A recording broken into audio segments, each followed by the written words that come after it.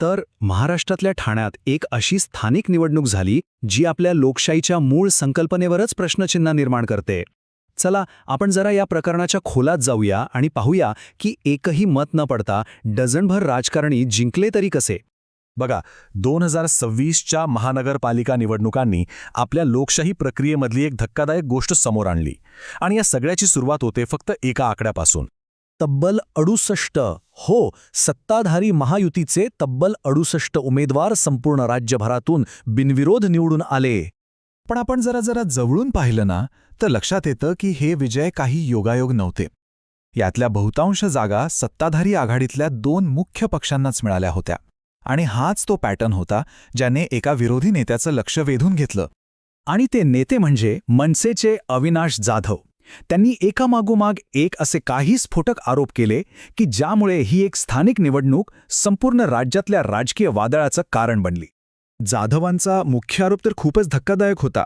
ते काय म्हणाले की हे जे बिनविरोध विजय आहेत ना, ते लोकप्रियतेमुळे मिळालेले नाहीत. उलट हे एका पद्धतशीर दबावतंत्राच्या मोहिमेचा परिणाम आहेत. आणि त्यांच्या म्हणण्यानुसार ह्या सगळ्याची एक ठरलेली किंमत होती. त्यांनी थेट आरोप केला की विरोधी उमेदवारांना त्यांचे अर्ज मागे घेण्यासाठी तब्बल 5 कोटी रुपयांची एक स्टँडर्ड ऑफर दिली जात होती. जाधव यांनी मनसेच्या उमेदवार राजश्री नाईक यांच्या बाबतीत काय घडलं ह्याचा पूर्ण तपशीलच समोर ठेवला. त्यांच्या म्हणण्यानुसार हे एक असं हाय प्रेशर तंत्र होतं ज्याचा उद्देश एकच होता, उमेदवाराला अर्ज मागे घ्यायला भाग पाडणं. पण समोर आलेल्या वृत्तांनुसार निवडणुकीचं मैदान साफ करण्यासाठी फक्त पैशाचाच वापर होत नव्हता. एका दुसऱ्या शहरात तर एका सुनियोजित सोशल मीडिया मोहिमेतून एका उमेदवाराची प्रतिमाच डागाळण्यात आली. आणि या व्हायरल बॅकलॅशमुळे एका उमेदवाराची उमेदवारी सुरू होण्याआधीच संपवली गेली. दबाव फक्त अनधिकृत मार्गानेच नाही, तर काही ठिकाणी तर चक्क पोलिसांचा वापर करून उमेदवारांना धमकावल्याचे आरोपही झाले. आणि यामुळे सरकार आणि सत्ताधारी पक्ष यांच्यातली सीमारेषाच पुसट होते की काय अशी भीती निर्माण झाली. जाधव यांनी एका जबरदस्त उदाहरणातून हेच सांगितलंय की इथे लढाई फक्त 2 उमेदवारांमध्ये नाहीये. त्यांच्या मते संपूर्ण व्यवस्थाच एका बाजूला झुकलेली आहे, ज्यामुळे जिंकणं जवळजवळ अशक्य होऊन बसलंय. आणि हे आरोप फक्त राजकीय पक्षांवरच थांबले नाहीत. ते थेट मॅचच्या रेफरीवर म्हणजे निवडणूक अधिकाऱ्यांवरच करण्यात आले. विरोधकांचं म्हणणं होतं की एक स्पष्ट पॅटर्न दिसतोय. आमच्या उमेदवारांचे अर्ज अगदी किरकोळ तांत्रिक चुकांवरून बाद केले जात आहेत, पण सत्ताधारी आघाडीच्या बाबतीत मात्र अशाच चुकांकडे सर्रास कानाडोळा केला जातोय. आता परिस्थिती इतकी गंभीर झाली की ज्यांनी कधी एकमेकांचा विचारही केला नसेल असे कट्टर राजकीय विरोधकसुद्धा एकाच समान तक्रारीसाठी एकत्र आले. मग जाधव यांनी ही लढाई थेट रस्त्यावर आणली. त्यांनी ठाण्यात ठिय्या आंदोलन सुरू केलं, म्हणजे एक प्रकारचं धरणे आंदोलन.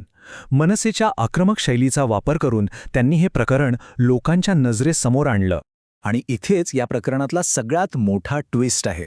निवडणूक आयोगाने चौकशीचं आश्वासन तर दिलं, पण त्याचवेळी हेही स्पष्ट केलं की जरी दबाव टाकल्याचं सिद्ध झालं तरी निकाल बदलता येणार नाही, कारण त्या प्रभागांमधली निवडणूक तांत्रिकदृष्ट्या आधीच संपलेली आहे.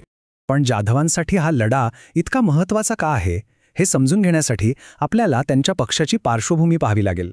एकेकाळी मोठी राजकीय ताकद असणाऱ्या मनसेची निवडणुकीतील शक्ती गेल्या दशकभरात बरीच कमी झाली आहे.